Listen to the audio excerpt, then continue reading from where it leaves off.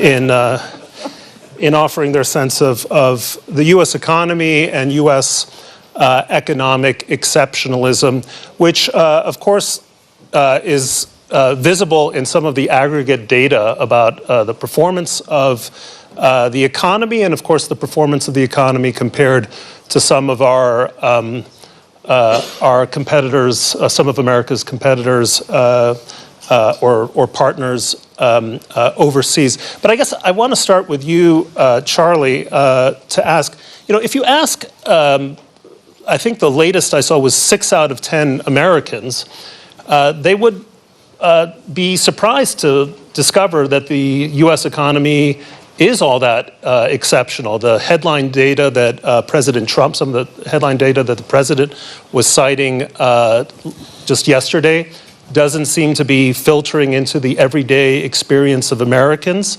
And it raises the question of whether the U.S. economy is performing as exceptionally as we think, or whether we have a two-speed economy where things are going very well in some sectors, masking profound weaknesses in others. So just give us a broad read of where you see things. Yeah, I think, listen, I think both are true. I think, what we have seen consistently is that the economy is performing really well overall. Almost every statistic we look at suggests that. It doesn't matter whether you look at consumer spend, debit cards, credit cards, every week on a year-over-year basis up 3 to 5%.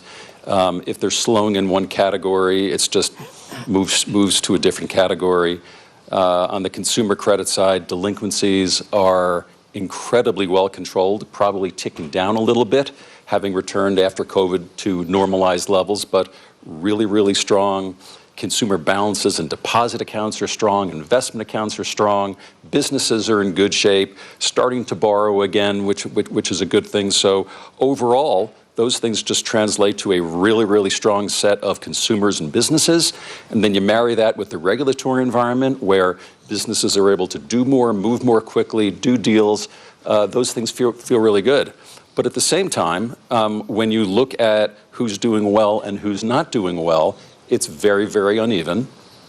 That's not new. That's been the case for a long time. So those with more money are bringing up all of the averages, and those with less money continue to struggle and live on the edge. Our data suggests it's not expanding and it's not getting worse, but it's not getting better.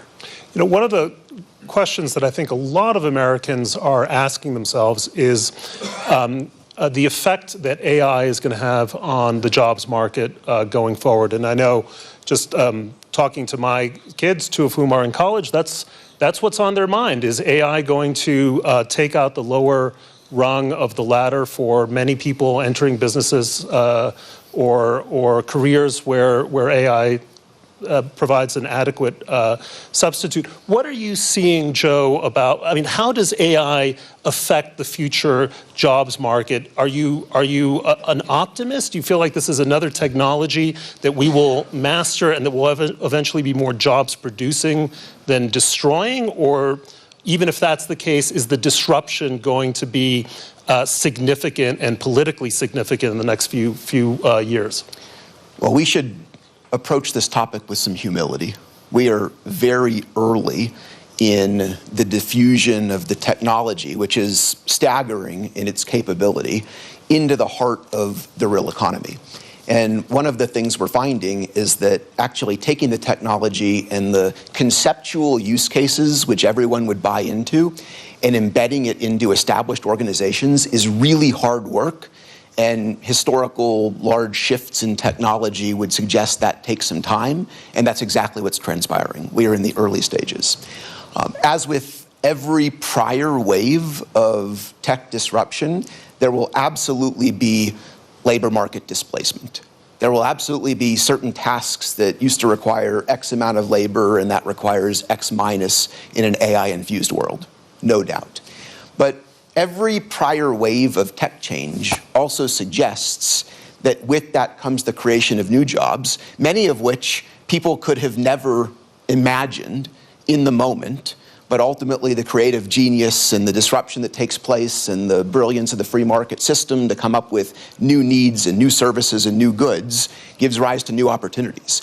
That doesn't necessarily happen in a neat pattern. And so the potential disruption and the political consequences of that, particularly in an environment where you already have anxiety high, where Charlie articulated the sort of differential in terms of different strata of the income spectrum, then you layer onto that the potential for a disruption that's going to hit sort of additional sectors and additional job tasks.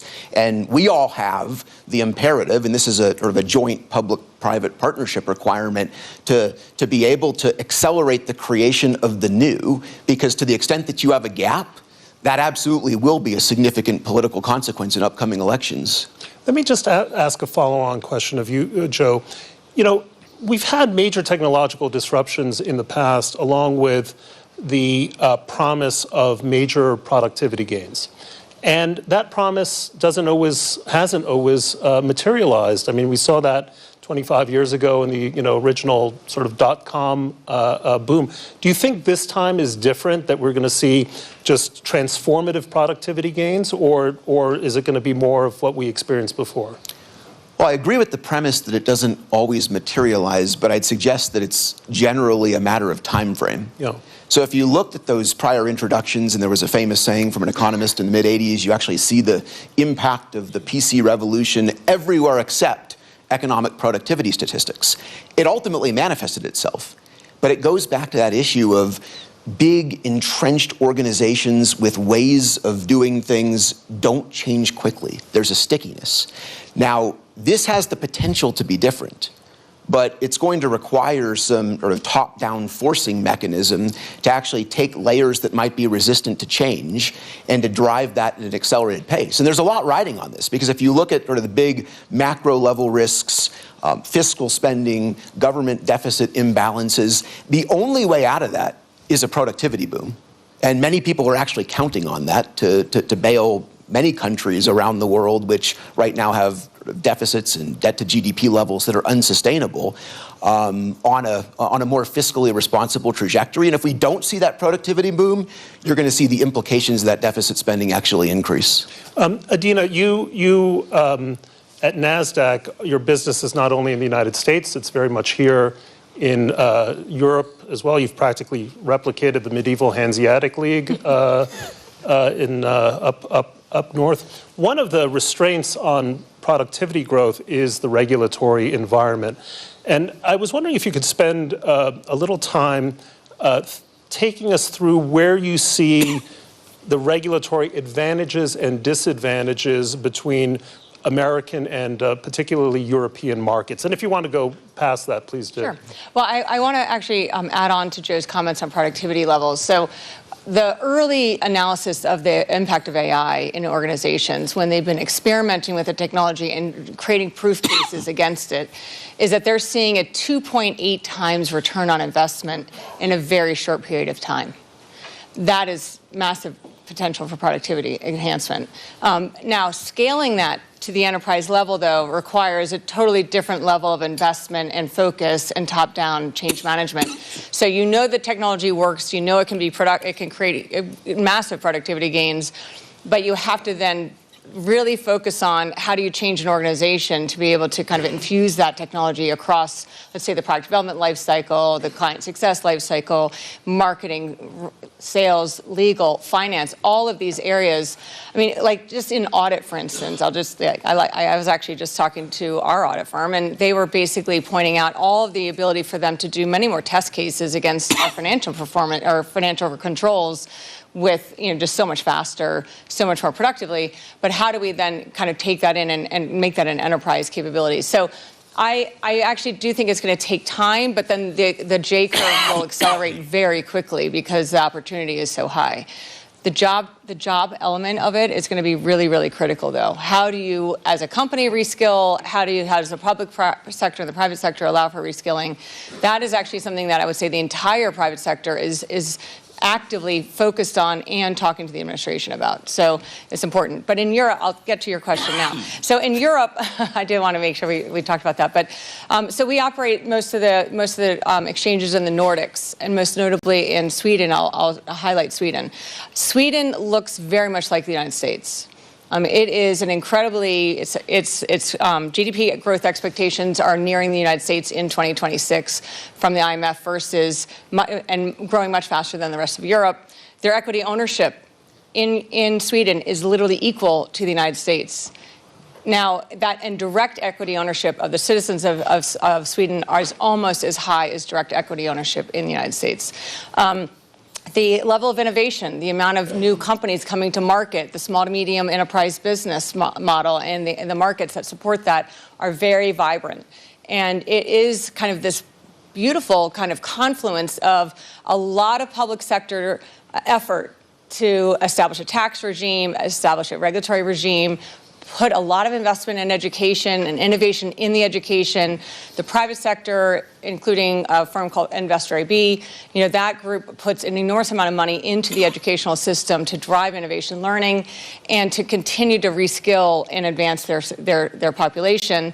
And all of that's done within the regulatory realm of Europe. So I would say that the challenge that we have in operating in Europe, the challenge that banks have in operating in Europe is not just that we have to work with the Swedish regulator. We have to work with the Swedish regulator, the Finnish regulator, the Danish regulator, the Icelandic regulator, 7 regulators in each country, plus the European regulators. And oftentimes there's more than one. And for the banks, there's even more. And that then creates an enormous amount of friction in the ability to effectuate change, to advance the markets, to advance anything, but also just the cost of capital goes way up. And so I really do think that there's no perfect system, but you hear if there's a will, there's a way. I would like to see Europe have more of a will, because they all know that there's a path. The CMU, which is the Capital Markets Union, or the SIU, the Draghi report, when I've asked almost every politician and policymaker, do they agree with the Draghi report? The universal answer is yes. Then they say, okay, and I say, well, what are the next steps? And it's around the construct of the European Commission that makes it extremely difficult to be able to take what is a great construct and turn it into reality. And that's where I think Europe has a real opportunity to come together to change that paradigm, because it is a sleeping giant of an economy. And so I think that if you can continue to drive that across Europe and then use Sweden a bit as a marker of success, it can become an economy that rivals the United States. I really believe that. But the United States will continue to plow ahead, and they're in a deregulatory phase. So that means the regulation is even going to become more favorable in the United States, while Europe tries to figure out how to create a new union. Christiana, I want to take us to another sphere geographically, which is Asia. And, I think more than 40% of your business is directly tied to China. I mean, the great economic story of the 21st century is U.S.-China competition.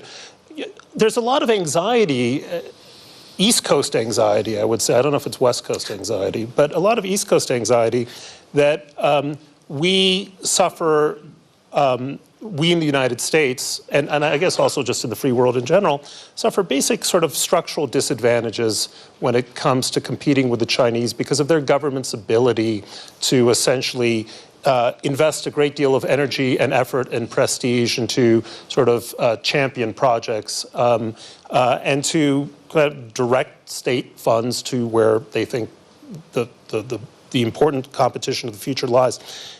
Tell us a little bit about whether you think that the United States maintains structural competitive advantages vis-a-vis our Chinese competitors, or should we be a little more alarmed about the state of play between the two economic superpowers? No, very good. There's a lot in there. Happy New Year to you too. Look, so I think we need to probably break this question because there's a lot of different things. So one thing that happens in general, I think, let's just talk about the electronics industry and consumer electronics in general.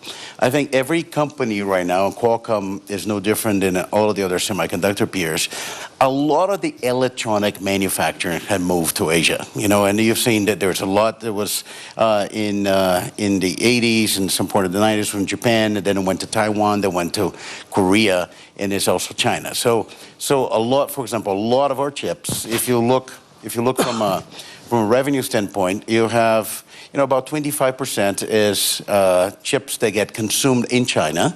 It's just a function of the GDP size when you look about their size of the economy. But then a lot of things goes through China to a lot of other different countries because that's the manufacturing base. So I think the first part is when you think from a technology standpoint, I think the United States semiconductor industry, it's really incredible. Some of the, not only Qualcomm, but some of other peers among of a lot of companies that are driving a lot of technology innovation. Those are American companies. If you look of the TSMC manufacturing in Taiwan, the majority of the chips go to American semiconductor companies. But a lot of the industrial base that actually get that technology and produce products, a lot of those has not been in the United States, has been in Asia. I think which has been an interesting dynamic of the United States economy. We have some of the most innovative technology, but the path to market of some of those technologies comes to industries that are somewhere else. And I think that has, it has part of it has been also the driver that started in the 90s, which you make the biggest possible factory you can imagine is all about scale, which is changing a little bit. With technology right now, just what we see in smart manufacturing, you don't need to have that scale. But I think that is likely to continue. However, we've seen that trend it propagates. Like, for example, one of the things that people don't talk about a lot in that, but if, for example, you see a lot of manufacturing now going to Vietnam. There's a lot of companies, they're built, and there's now a big consumer electronics manufacturing going to Vietnam. Also, India. India is creating a manufacturing hub for electronics. So I think and this... Just quickly, to what extent is that a calculation, to what extent is that a purely economic consideration, and to what extent is it one of a sense of political risk, particularly political risk associated with doing business with China? Look, I think you have all of the above. You saw that there is. Because of concentration, so many different companies have started to diversify their manufacturing base. Some of it's economic, some of it is incentives. You see some of the recipes that have been very successful for China is being replicated by some other countries. So I think you're always going to have, especially on electronics, a very big industrial base in Asia, and I think that's going to continue. Now, then to get the second part of your question. Look, yes, everybody talks about it, about the importance of having resilience of supply chain. And that conversation will continue, and that conversation will become louder and louder and louder just because, and I'm going to say that with a bias, as I am from the semiconductor industry. Everything needs chips, everything. And when you talk about AI, when you talk about everything becoming smarter, you're going to have more chips. People realize during the great shortage of semiconductor during the pandemic that cars were in the parking lot. Why cars not moving? Oh, because of the chips. It is more the industry get digitized.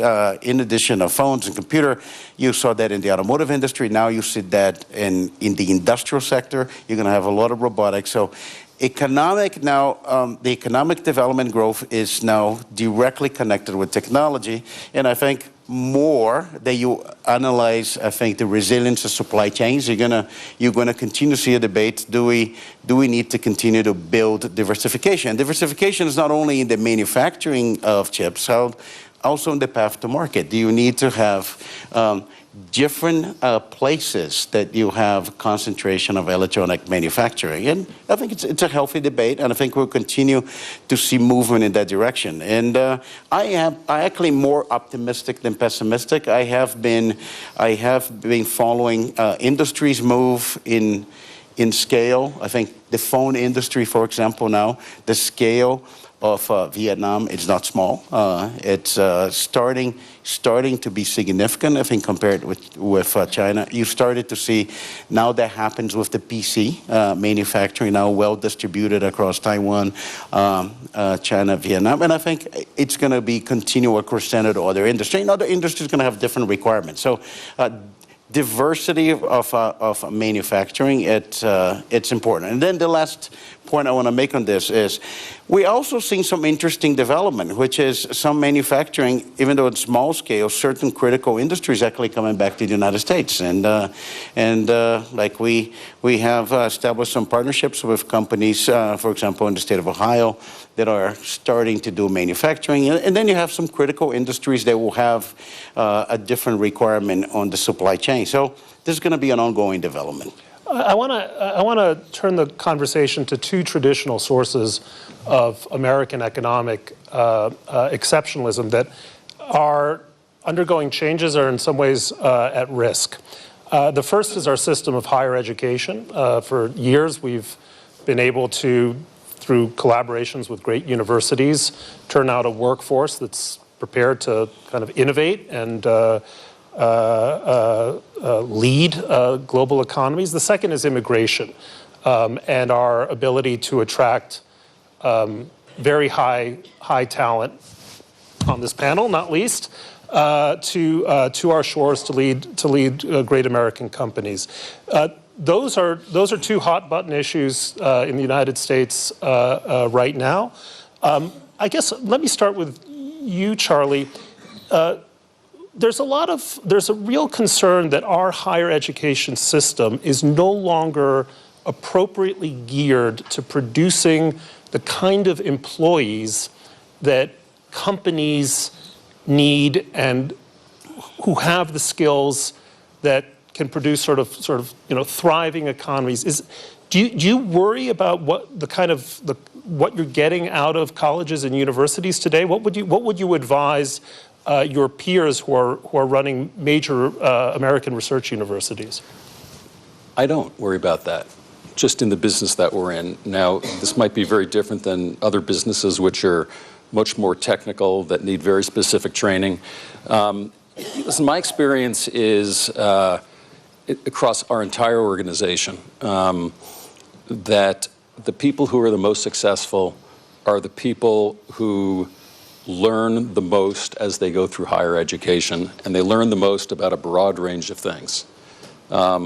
Whatever people need to be successful in finance, we can teach them when they get to the company. What we can't teach them is the broader context in which they live, the understanding with which the U.S. operates relative to the rest of the world, all the things that you learn through history that you can reapply. And I think all those things are still very much there and are very much part of the higher education system in the country. The other thing which we're incredibly blessed with in the United States is so many strong universities and colleges of all sizes, all types, 4-year schools, 2-year schools. So lots of conversation about the elite universities, about all the things going on there. We hire from a very, very broad range of schools, and that desire that exists in the U.S. population to become educated and then to use that to go on and do something with is still very, very much there. Doesn't mean that it's perfect. It doesn't mean that there aren't issues that we should be dealing with. But I think, a broad-based liberal arts education is the most valuable thing someone can get, at least coming into our company. Adina, you wanted to jump in? So I happen to sit on a university board, and so I've had a really interesting seat in what's happening in higher education in the United States. And I look at it as, I'll take it, I actually look at the business of the university. Like, I take everything through a business lens, but it's been fascinating. Any industry or company that starts to rest on their laurels, hubris starts to come into that institution. They slow down, they don't adapt, and they start to become less relevant. So I have to say, I happen to sit on the board of Vanderbilt, and that is the opposite. Great president of chancellor, I should say. The chancellor of Vanderbilt is incredible, because I think that he has taken this moment to drive that university forward in a lot of new ways, educationally and and operationally. And I think that what they've recognized is that there are new skills that need to be developed. The broad-based liberal arts education is incredibly valuable, and I agree with Charlie that it's an incredible education. But then applying that great education into certain skill bases or fusing it with more technical skills. They have a lot of master's programs that they're bringing together, business and technology, engineering and healthcare, things like that, where they're creating joint degrees across the university, across the schools, whereas a lot of other schools in the United States remain quite siloed in their schools, and they don't tend to try to work together to try to create a modern outcome for the student. And I think that we just have to just stay focused on the student, stay focused on what that student needs to understand to be able to enter the job market in whatever field they choose to, with the fusion of technology and the traditional industry that they're going into. And I think that is where universities have an opportunity to evolve and not rest on their laurels and not get complacent. That's a strong view. I saw you wanted to jump in on this, Joe. Brett, you've hit on a hot button. I think this is a topic that we care deeply about, in large part because if you go back to the thesis of the panel around the exceptionalism of the American economy, one of the key ingredients over time has been this exceptional system of higher education that has produced the workforce that has driven that economic productivity. I don't worry about the technical dimension, sort of similar to Charlie's perspective. We still have phenomenal technical production of people, and we can teach the skills that we need. I worry a lot about the culture of the institutions and the ability to produce great employees and great citizens who have the ability to adapt a learning mindset and to handle the complexity of diverse points of view. And when you look at what's happened on some of these campuses over the past several years, ideologically, and the difficulty in some cases of being open to divergent points of view, when we talk about AI embracing the potential, what is the role of the human in driving that transformation?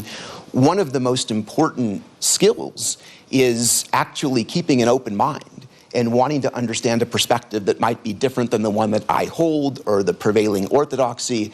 And yet the culture, in part because of what's happening on these campuses, is actually sort of pushing in the opposite direction, greater polarization, people living within their own echo chamber and not actually thriving on a good, rigorous debate of ideas. And we have to get that fixed, and we're starting to see that pivot back.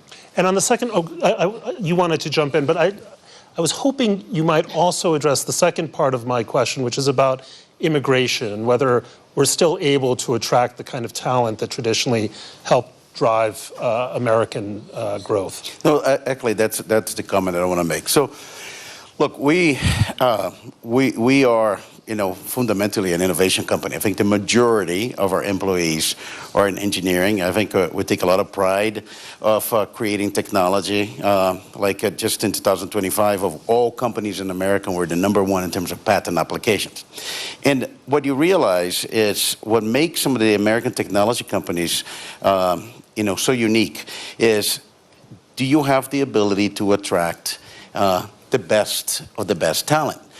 And there are going to be a combination of things. They're going to be folks that are going to come from great universities, and there's going to be individuals that just have such a capability, no matter where they are. We're very fortunate to have some engineers in our company. Those are the people that assemble Lego a little bit different when they were kids, and some of those are people that are going to write the books that are going to be used on the universities later. So the question is, the American companies need to continue to be able to attract that talent and bring those to those companies. And I think what we do in the company today, we hire them in the United States, we hire them where they are, but I think that will continue to be a necessity. I think you have to continue to be the place that people want to work. People want to work because they think this is where I will be able to contribute, I'll be able to innovate, I'll be able to have success. And I think when you lose the ability to attract some of the best of of the best, I think you're going to have an impact on the U.S. Technology sector to continue to innovate. Another risk to American economic growth, and maybe this is more of an opinion than a fact, but I would say that another risk to American economic growth are political prescriptions that sound attractive as a political matter, are less attractive as a business matter. And one thing that's been on people's minds in the last few days is, for example, capping credit card interest rates at 10%, which sounds great for consumers. I think banks are a little less thrilled about it. There are other populist nostrums like driving interest rates down, which carry opportunities as well as risks. Charlie, talk us through some of these political storms or efforts as you see them, and the extent to which you are worried that American growth could be capsized by efforts to drive the economy too hot in order to achieve political rather than economic results. Well, I think, I guess my observation is, especially when it comes to this administration, you do need to separate out what is actually the litany of things that are said and ultimately what actually winds up as policy. Tell that to the Danes. Well, listen, I mean, it is what it is. I mean, it's, the president's the president. He's got his prerogative. He was elected, and he's going to go about doing things the way he's going to go about doing things. I'm just observing what the outcomes are. And listen, I can look at whether it's the president or the administration says, I could go through each individual thing and forget about my personal opinion. That has nothing to do with what I represent working for Wells Fargo. But I can have an opinion on whether I think that is good or bad for the economy. And one of the things that I think you've heard from many leaders is this is an administration which is very accessible, which is very, very interested in the opinions of business leaders about what the ultimate impact is. Even when it comes to just broad, regulation, we hear lots of comments about deregulation, deregulation, deregulation. Especially in the banking sector. And if you actually look at the change in regulation in the banking sector so far, it's actually not that much, but it's very impactful. But there's a long list of things that they're looking at, but they're doing the work. They're studying things, they're doing the analysis, they're putting things out for comment. And what's most impactful? What's most impactful is the things that they're doing to allow institutions like ours to do more of what we're supposed to do, to be able to lend more, to be able to take more deposits, provide more advice, while still keeping the level of stability and the quality of the institution that exists, and to find that right balance. And that's what that is exactly what they're doing. They're not coming to the banks and saying, okay, what's stopping you from doing something? We're going to go change that. It's, okay, what's stopping you from doing something? What's the right answer? What's the right way to calibrate it? Let's look at the work. I mean, the administration has talked about capital standards. You've got the different regulators looking at how to recalibrate U.S. bank capital. And the way they're doing that is they're going to do 6 or 9 months of study, but it's going to get done, and it's going to wind up in a much more reasonable place, which allows us to do more than we historically were able to do and be safer than we've ever been. One of the things that has puzzled, I think, a lot of conventional economists, particularly those who write in newspapers, is how the economy has been able to succeed despite two things. Tariffs, the tariff regimes that the administration has imposed, sometimes removed, and then the question of predictable environments for businesses. And yet that does not seem to have had the effect that was anticipated, say, a year ago. Joe, Adina, do you have some idea of why that's the case? Well, first, just to layer onto this issue of the sort of politically popular prescription, yeah. What tends to be, particularly in a short attention span environment, politically popular is to promise an outcome and force it. whether that be the price of housing and the sort of idea that you're going to cap the rents or the price of credit, versus focusing on the supply side, which is more complicated and more nuanced, but ultimately what's required to be sustainable. So how do I get rid of the red tape and foster more building, or get rid of the sort of unnecessary constraints on capital and increase the availability of credit? And so this is one of those very difficult conundrums of how do you engender a more complicated conversation in an environment where the attention span is the length of a social media video. In terms of why has the economy been so resilient, this is not a new theme. You go back over the last several years, there's constantly been these predictions, and the recession is coming, and the soft versus hard landing, and whether it was sort of supply chain shocks, and then the rise in inflation, and then some sort of global conflicts. The business community has almost learned to assume that there will be phenomena introduced that are complicated and difficult, and to sort of get on with it. And I think you're seeing the latest iteration of that. And yes, there's a couple of items that businesses have had to navigate, but there's also some real tailwinds in terms of the sort of pro-business and pro-growth environment created by this administration, the sort of very affordable energy prices, the big boom in investment spending as we sort of look to capitalize on the wave of AI innovation. And so this has become almost the new norm. I see you're shaking your head vigorously, Adina. Well, a few nodding, things. rather, I think a few things. One, what was originally constructed to be a tariff regime, as dialogue started, and as countries started to work both with the United States and with each other, the actual tariffs implemented were much lower than what was originally proposed. So I think also we have to realize the reality was a little bit different than what was originally reported on, and I think that's been helpful. You asked why things aren't why things haven't taken shape the way you would have expected. That's one. Number two. Not only are companies adaptable, highly adaptable, and the private sector is highly adaptable. We showed that through COVID. I think the height of adaptability was COVID, and we've just been able to carry that attitude forward to say, okay, this next change is coming. We've got to figure out what to do differently. But the countries have adapted too. A lot of internal policies have been enacted over the last year to be able to absorb tariffs into the economy, to be able to spur domestic consumption in some large economies like India, to be able to absorb a lot of some of the tariff impact. And then, of course, I also think companies have been absorbing some of the tariff impact, too, by creating other elements of efficiency in their organizations to be able to manage through some of the higher costs of inputs. So it is the adaptability of countries and companies to be able to deal with what's coming.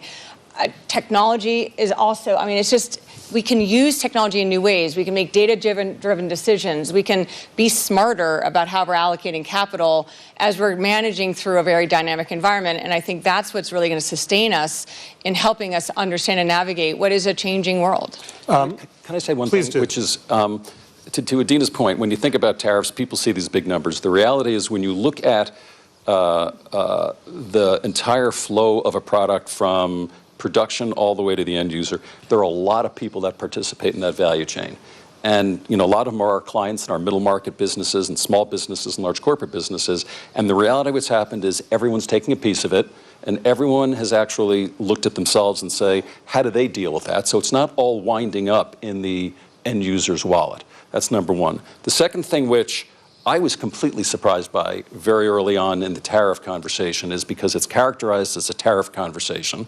When I would travel around the country and talk to our middle market clients who I thought would be incredibly unhappy, incredibly nervous about the whole tariff conversation, it was actually, for the most part, just the opposite, including places like California and whatnot that would not expected it, where they would sit there and they would tell you, it's not just about the tariffs, it is about trade competition.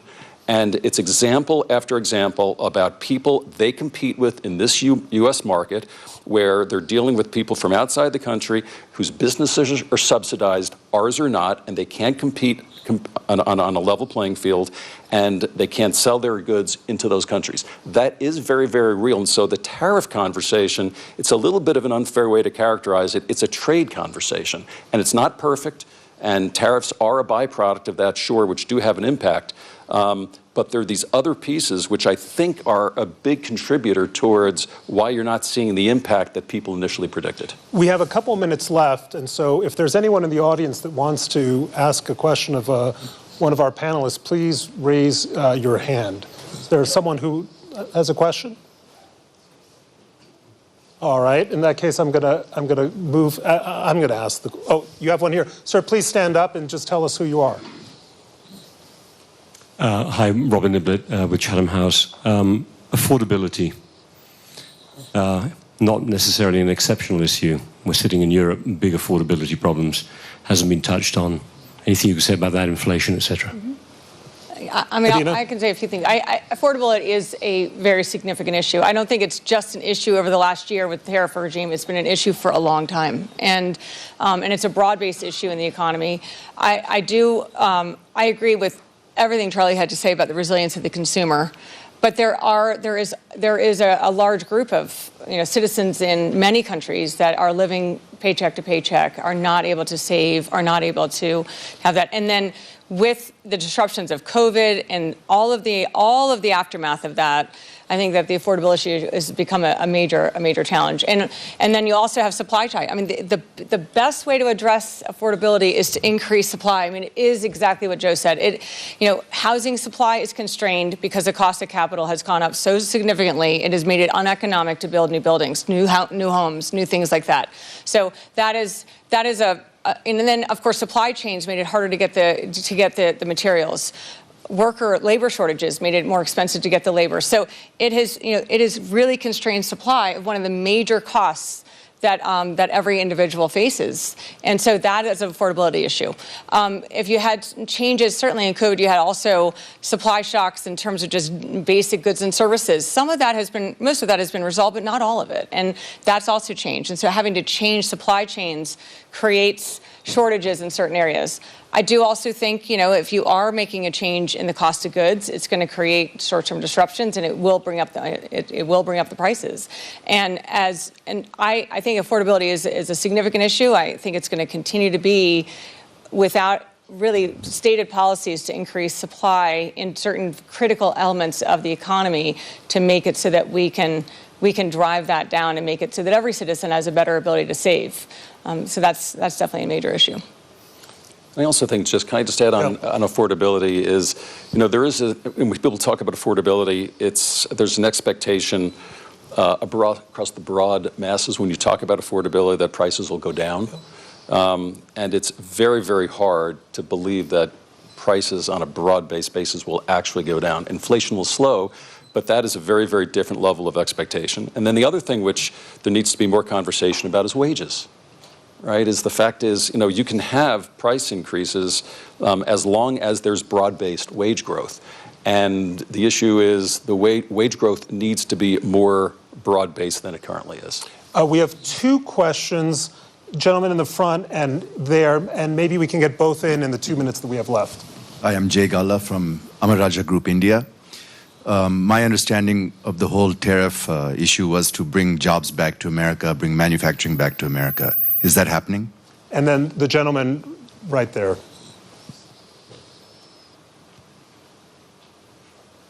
Ken Choi from Korea. Just wondering, is this a credit card cap 10% thing? Is this going to work? Do you think it's a doable thing in a capital society? And if it works, would it spread to the rest of the world? So insourcing and credit card cap, maybe Cristiano and Charlie, do you want to take those last two questions in the minute or so we've got? Look, I was just going to add that comment, and I think Charlie comment on that. I think this whole conversation was about more related to trade, and I think how to balance trade. I also believe that on the topic of how companies have adapted and actually look at the technology. Like this is true in our company, it's true in many other companies, which is, this is the new environment. If things are going to be 10% more expensive, how do you become, more efficient? And you actually, necessity is the mother of all innovation. So I think this is going to stabilize. I can't really predict if this is going to be the norm everywhere, but I want to go back to what Charlie said. I think this is actually more related to the rebalance of trade than anything else. And Charlie, do you want to quickly take that last question on the cap? I think first of all, what the president proposed is not a permanent reduction, it's a temporary reduction. I think we all have, here in the U.S., we all have programs that have, we have 0% rates for a period of time. And so I think that is something which makes sense and will continue. Our experience has been here in the U.S., whenever there are price caps put on things, even temporarily, they don't always turn out the way you'd expect. And the reality of when you look at the credit card industry, the issue will not be as much as what will happen to our profits, it'll be availability of credit. And that's what we're really concerned about. And so, again, affordability in this issue, understand why it's the conversation, but we got to make sure that the solution actually achieves the goal that we're all supportive of. Unfortunately, we're out of time. I want to thank a really distinguished and terrific panel, and I want to thank our audience. Hope you enjoyed that.